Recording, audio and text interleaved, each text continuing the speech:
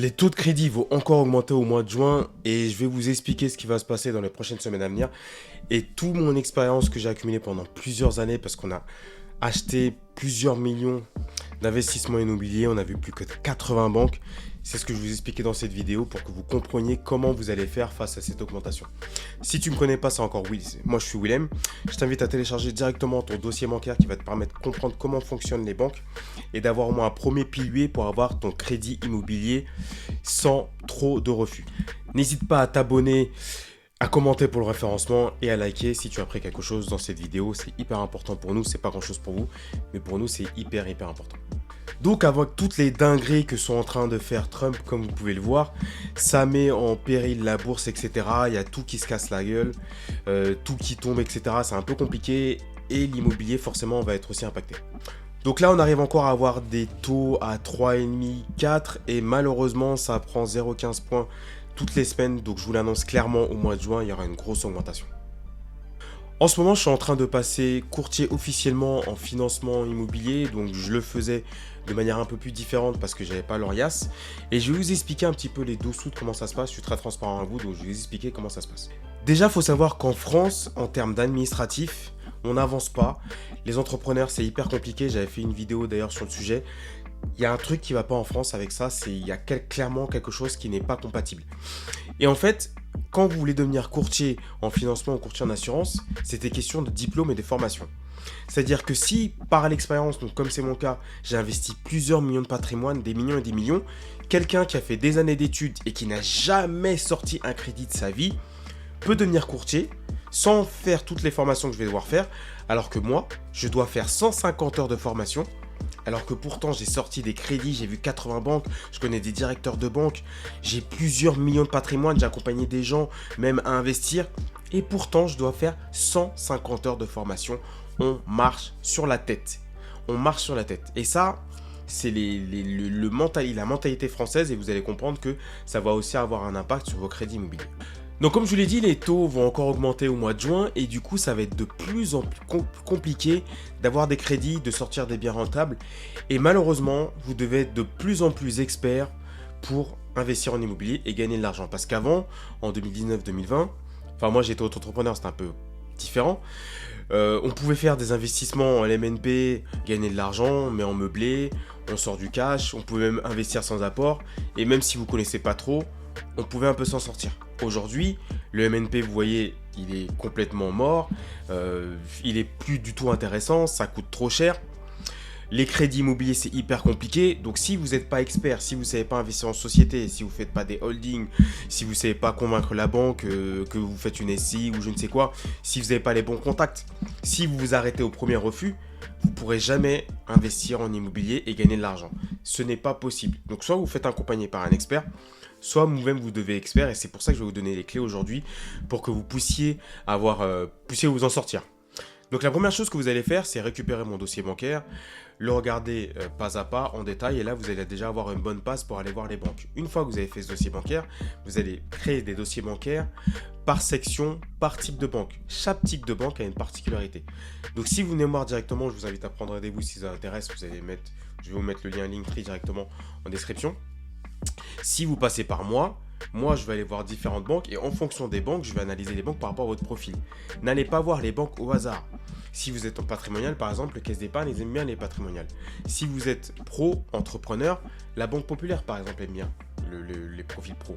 Si vous êtes fonctionnaire, vous avez d'autres types de banques qui aiment bien les fonctionnaires. Donc, en fonction de votre profil, en fonction de votre faiblesse et votre puissance et vos avantages, vous devez aller voir un type de banque particulier et vous devez adapter votre dossier bancaire à un type de banque particulier. Ensuite, vous devez maîtriser les taux, même si pour moi, ce n'est pas le paramètre le plus important, mais vous devez maîtriser les taux que les banques peuvent faire. D'accord ? Ne chipotez pas un dossier de prêt pour un taux à... j'ai des clients qui sont venus me voir et qui m'ont dit oui, là, j'ai un taux à 0, je sais pas combien. Là, j'ai un taux à 0,5 de plus. Je prends celui qui a 0,5 de moins. Non, pas forcément. Il faut qu'il ait les 25 ans. Après, combien d'apports vous avez mis ? Qu'est-ce qu'il vous demande comme partenariat commercial? Est-ce que par la suite, il va vous accompagner? Est-ce que c'est un bon conseiller? Est-ce que c'est le pro, le directeur de banque? Est-ce qu'il a une bonne délégation? Etc. etc. Donc, il y a tout ça, ces paramètres. Le taux, c'est pas ce paramètre.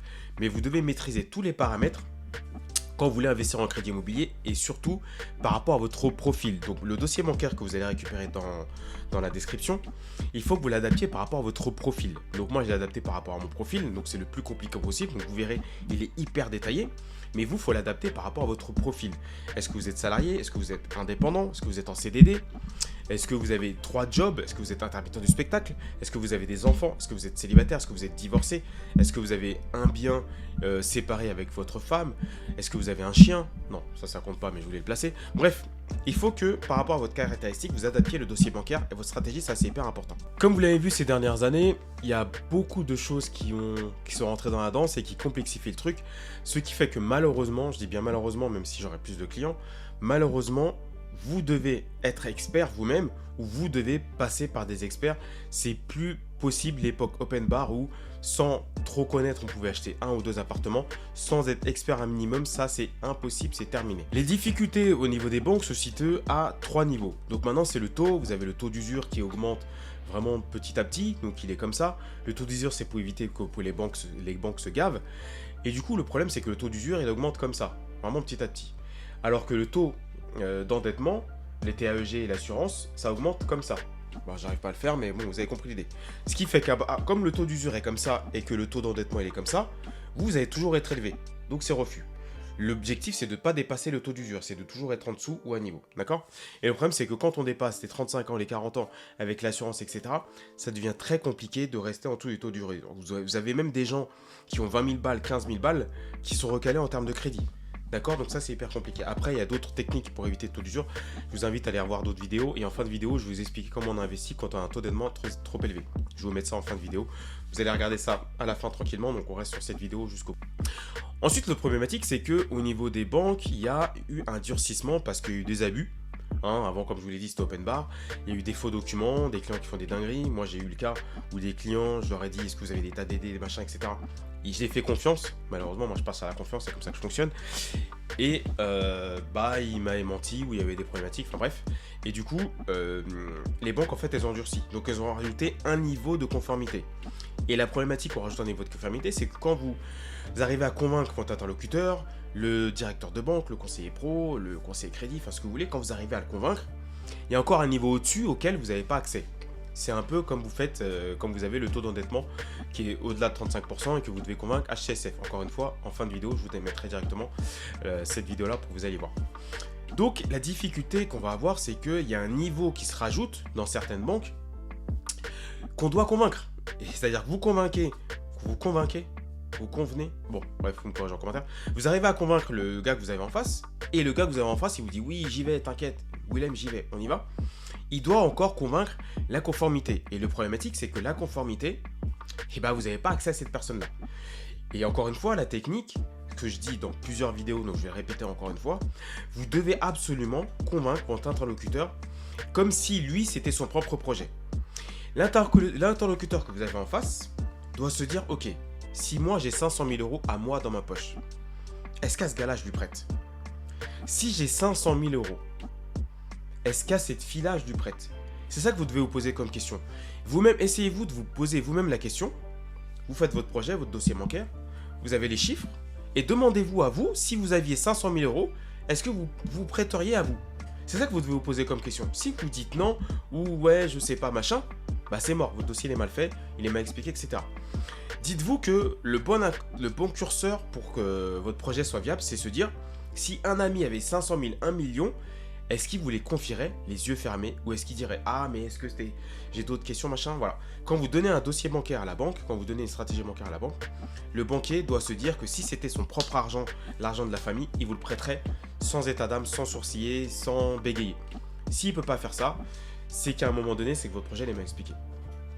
Donc, par rapport à avant, même si avant c'était déjà compliqué, je vous l'annonce, d'ici quelques semaines, vous devrez encore mettre une couche au-dessus d'expertise.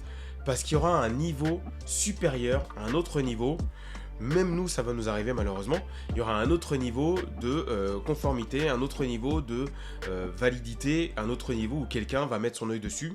Et ce quelqu'un n'est pas forcément en train de discuter avec vous, n'est pas forcément expert en immobilier, n'est pas forcément investisseur. S'il est mal luné, il peut refuser votre dossier.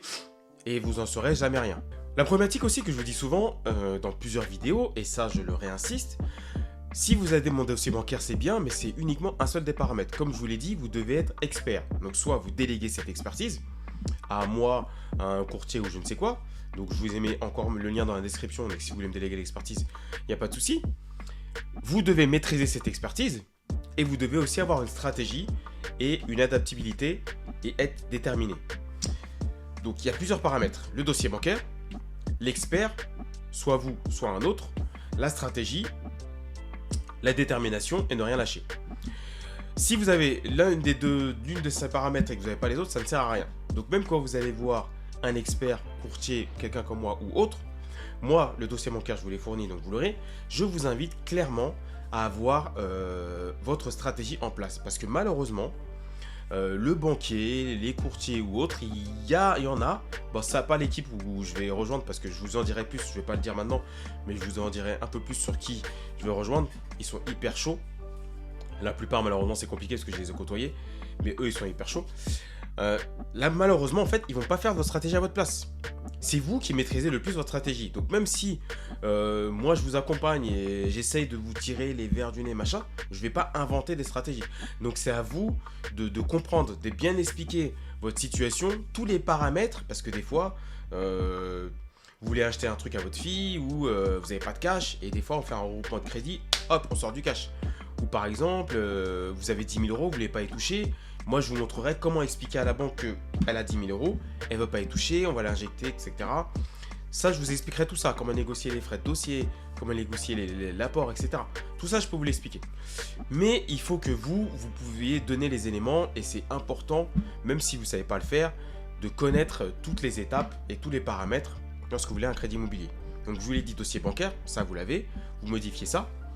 Comprendre quelle banque aime quoi, quelles épargnes ils aiment bien le patrimonial, banque populaire ils aiment bien plutôt les pros, crédit agricole tout ce qui est projet un petit peu atypique. Allez voir la banque qui va bien en fonction d'eux. Donc moi quand je vois votre profil, vous m'expliquez, je sais qui je vais aller voir. Avoir une stratégie, avoir une adaptabilité, adaptation, mince, bref, vous me corrigerez, s'adapter. En gros, j'ai un refus comme ça, je fais mon truc autrement. J'ai un refus comme si je change mon dossier. Moi, des dossiers bancaires, des versions, j'en ai plein. J'en ai plein. Pour chaque banque, j'ai 2-3 versions. J'ai 2-3 versions de dossiers bancaires. J'ai une version bancaire où j'appuie sur le reste à vivre. J'ai une version bancaire où j'appuie sur mon patrimoine. J'ai une version bancaire où j'appuie sur mon profil d'ingé. J'ai une version bancaire où j'appuie sur mon profil d'importeur d'affaires. J'ai une version bancaire où je dis que j'accompagne des élèves, donc j'ai l'habitude, etc. J'ai une version bancaire où je parle d'entrepreneuriat. J'ai une version bancaire où je parle du projet atypique, parce que c'est ce qu'aime bien la Crédit Agricole. Et j'ai une version bancaire où je parle que de la famille, parce que c'est ce qu'aime bien Caisse d'Épargne. Il faut que vous adaptiez votre dossier bancaire, votre stratégie, par rapport à votre projet, par rapport à votre profil et par rapport à la banque que vous contactez. Donc ça, c'est hyper important. Donc comme je vous l'ai dit, les taux vont encore augmenter. Donc vous devez augmenter votre expertise, votre niveau d'expertise, vous rapprocher d'un expert et faire les bons calculs en termes d'endettement et de rentabilité, parce que pour faire de rentabilité, ça va être de plus en plus compliqué. Il y a une chose que vous ne pourrez pas déroger, c'est les frais. Les banques maintenant vont vous demander les frais. Moi, je ne prends pas de dossier des gens qui viennent me voir pour dire je veux du 110%, etc. Vous rêvez. Préparez les frais. Je sais que sur les réseaux, on va vous dire oui, je connais les banques, vous pouvez investir à 0 €. Nanana. C'est faux. C'est du marketing, du bullshit. Forcément, si je vous dis t'inquiète, j'ai un secret miracle, vous téléchargez mon dossier, vous allez investir 1 million sans apport, peu importe votre profil. C'est faux. C'est faux. Il faut le dire. Et moi, je m'en fous. Vous avez vu, je suis très carré, très franc. Moi, je m'en fous de faire des centaines de milliers de vues juste pour vous dire du bullshit. C'est pas vrai, c'est faux. Préparez l'apport, préparez les frais de notaire, les frais de dossier. Vous devez avoir ça en apport, c'est le minimum. Même si vous ne le mettez pas, et encore une fois, vous venez me voir en privé, je vous expliquerai comment on fait pour ne pas le mettre. Il faut l'avoir de disponible parce que les banques, quand vous connaissez rien et quand vous n'avez pas l'expertise que je vous ai expliqué, elles vont vous demander de l'apport, de l'épargne disponible après projet, une bonne gestion des comptes, etc., etc. Donc, plus vous ne connaissez pas, plus on va vous demander des choses. Mais même si vous connaissez, moi, je vous le dis, il faut que vous ayez les frais de notaire, frais de dossier, 10%. Voilà, 9-10%. Vous investissez 100 000, il faut 10 000. Vous investissez 200 000, préparez 20 000. Vous investissez 500 000, préparez 50 000. Après, plus la somme augmente, plus je vous montrerai comment diminuer ce montant-là. mais parce que moi je suis en moyenne à 5%. Mais il faut que vous prépariez 10% de sécurité. Deux derniers éléments aussi qui sont hyper importants, c'est le partenariat commercial. Et comme je vous l'ai dit, je le répète encore, l'expertise. Si vous allez voir les banques et vous dites « je veux un crédit immobilier, bonjour », sans dire votre prénom, etc. Bref, vous avez compris l'idée. La banque, elle va vous dire « mais casse-toi ». Elle va vous dire « mais dégagez ». Les banques, ce qui les intéresse, en fait, il faut comprendre que les banques, c'est une société privée. Une société privée est là pour faire de l'oseille. Elle est là pour avoir le plus de clients possible. Elle est là pour maximiser le chiffre d'affaires par client. C'est-à-dire que quand un client rentre, il faut que ça fasse tel chiffre d'affaires. Elle s'en fout de votre crédit immobilier. Le crédit immobilier, ça rapporte que dalle. Ce qui intéresse les banques, c'est que vous ayez des cartes bleues, des livrets A, des PER, des PEL, des ceci, des cela, des investissements en bourse, des machins, plein de comptes, des allers-retours, nanana, c'est ça qui intéresse la banque. Donc quand vous allez voir la banque, allez les voir avec ce qui vous intéresse. N'allez pas leur dire « je veux un crédit immobilier ». Allez leur dire « bonjour, je vous sollicite parce que je voudrais avoir une démarche entrepreneuriale avec vous et créer un partenariat commercial à travers tous mes comptes que je vais déposer chez vous. Je voudrais que vous m'accompagniez sur ce projet immobilier qui sera le premier d'une longue série. » N'hésitez pas à dire ça, le premier d'une longue série, parce que je ne crois pas du tout en la retraite et que je veux construire ma retraite moi-même. J'ai 3 enfants et du coup, je voudrais investir un appartement par année pour sécuriser l'avenir de mes enfants. Voilà. Donc moi, j'ai 3 enfants, donc c'est à chaque fois que je dis, j'explique que j'investis plein de maisons, plein d'apparts, parce que j'ai 3 enfants et que je veux qu'ils aient chacun un patrimoine. Trouvez, si vous n'avez pas d'enfants, trouvez l'explication que vous voulez, la stratégie que vous voulez, mais en fonction, je vous l'ai dit, des banques et en fonction de votre profil, vous devez adapter le discours par rapport à ce que vous allez investir. Donc, on va voir les banques sous un angle partenariat commercial. Ensuite, par rapport à l'expertise que je vous disais, je vous le répète, c'est hyper important de maîtriser tous les paramètres que je vous ai dit, parce que les banques, plus vous êtes expert, moins on va vous demander. Malheureusement, on est dans un monde où plus vous êtes riche, plus vous avez des avantages, plus vous êtes beau gosse, plus vous avez des avantages, plus vous êtes belle, plus vous avez des avantages, et plus vous êtes cultivé, plus vous avez des avantages. Malheureusement, le monde est fait ainsi. Je dis malheureusement parce que c'est pas juste, parce que ceux qui sont bien nés, bien cultivés, bien belles, bien beaux, etc., ils ont plus d'avantages. C'est la réalité.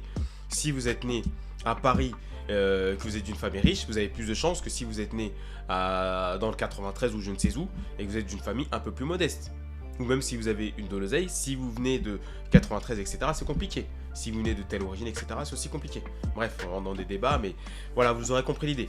Donc les banques, c'est exactement le même principe. Plus vous êtes expert, plus vous connaissez, moins vous aurez de choses à donner. Si vous montrez que vous ne connaissez rien, la banque va se dire, il ne connaît rien, ce profil est risqué, je vais lui demander le plus de choses pour sécuriser mon business.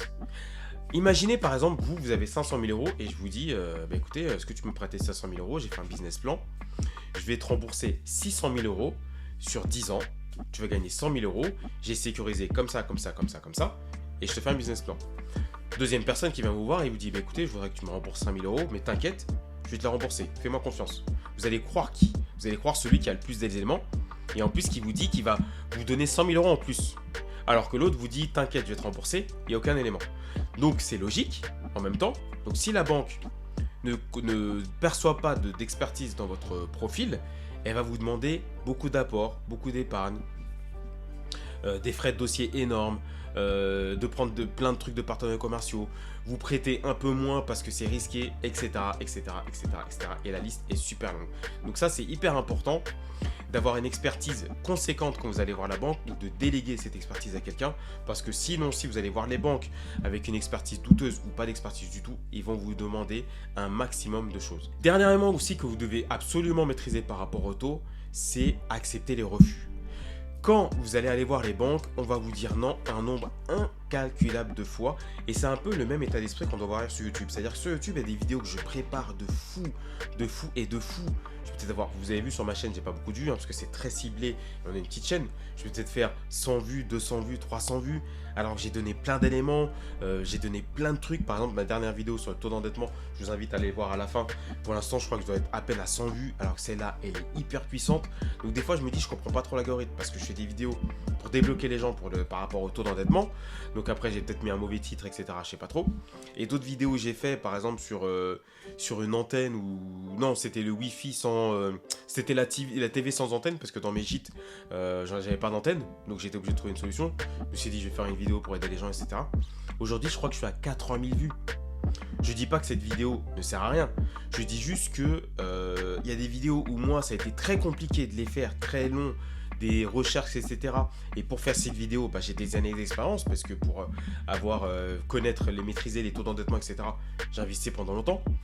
Et la vidéo où j'ai fait la télé, comment avoir la télé sans antenne, elle m'a pas pris longtemps. Voilà, j'avais un petit peu regardé comment j'allais faire, je me suis filmé, hop, hop, on y va, et voilà. Donc c'est pour vous dire, c'est un peu le même principe, c'est-à-dire que vous pouvez vous dire, j'ai tout donné, j'ai préparé mon dossier bancaire, mon speech, etc. Et la banque peut vous dire, bah non. Voilà. Alors que vous avez mis tous les efforts qu'il faut, vous avez envoyé tous les documents, nanana, et la banque peut vous dire non. Et on peut vous dire non 1 fois, 2 fois, 3 fois, 4 fois, 5 fois, 6 fois, 7 fois, 8 fois, 9 fois, 10 fois, 11 fois, 15 fois. C'est long, hein. C'est long, j'arrive plus à respirer. C'est long. Mais c'est la réalité. Moi, au début, on me disait non 15 fois. Vous vous rendez compte, sur un dossier, j'ai été voir 15 banques différentes. Je sais pas si vous vous rendez compte. 15 banques différentes. Donc, si vous n'êtes pas prêt à faire ça, et que vous, sauf si vous déléguez l'expertise, mais si vous n'êtes pas prêt à ça, ou si vous croyez que votre expert, ou votre courtier, ou je ne sais quoi, va garantir, enfin c'est sûr qu'il aura un crédit, vous mettez les doigts dans l'œil. Non, si vous passez par un expert, c'est un peu plus garanti. Mais en même temps, si vous ne donnez pas tous les éléments, si les relevés bancaires sont manquants, si vous cachez des choses, le courtier, l'expert n'est pas magicien. Donc c'est hyper important de vous mettre ça dans la tête, c'est que vous aurez des refus dans votre carrière. Ça c'est garanti. Tous ceux qui n'ont pas de refus, c'est faux, c'est du marketing, c'est du YouTube, c'est du machin. On a tous eu des refus bancaires, nous, les courtiers, les experts, les investisseurs, les Christopher Wangen, les machins, etc. On a tous eu des refus, sans exception. Je dis bien sans exception. Il n'y a aucun investisseur en immobilier qui n'a pas eu un seul refus. Même ceux qui disent ouais je suis en salle banquier machin, on a tous eu des refus. Et je vais vous dire pourquoi on a tous eu des refus. Parce qu'on fait des projets qui sont très ambitieux. Si vous n'avez pas de refus, c'est que vous achetez un truc à 50 000 euros. Alors que vous gagnez 5 000 euros. Quand on a des refus, c'est parce que justement on a investi dans des projets risqués qui vont nous faire rapporter beaucoup d'argent. Donc forcément qui dit projet risqué, dit que c'est largement surestimé par rapport à nos revenus. Si tous les investisseurs investissaient par rapport à nos revenus, mais on ne serait jamais investisseur. Le propre de l'investissement immobilier, c'est de bénéficier de l'effet de levier. L'effet de levier, ça veut dire qu'on va soulever 200 000, 300 000 euros, alors qu'on gagne peut-être 2 000 euros. Et on a 10, 20 000 euros d'apport et on peut soulever beaucoup de sous. C'est ça l'investissement immobilier. Donc forcément, à partir du moment où vous allez investir des choses qui sont très très élevées par rapport à ce que vous gagnez, vous aurez des refus. Donc vous devez accepter d'avoir des refus et ça c'est le plus important de cette vidéo, j'espère que vous êtes encore là dans cette vidéo, c'est que vous devez comprendre que le refus c'est le chemin naturel vers le succès. D'accord? Vous en aurez plein, encore et encore, vous aurez des refus avec ça. Moi là, vous aurez des galères avec les locataires, enfin bref, on va pas rentrer dans le détail. Mais c'est hyper important de comprendre cet aspect. Merci d'être resté tout au long de cette vidéo. Retenez qu'au mois de juin, les taux vont encore augmenter, donc dépêchez-vous. Augmenterez votre expertise, récupérez votre dossier bancaire. Si vous êtes là, commentez tôt. Regardez cette vidéo aussi que je vais mettre quelque part là sur les taux d'endettement. Allez liker, commenter, c'est hyper important pour notre référencement. Si vous avez des idées de vidéos, mettez-le en commentaire. Merci d'être resté encore dans cette vidéo. C'était Willem. On se revoit sur une prochaine vidéo. Ciao!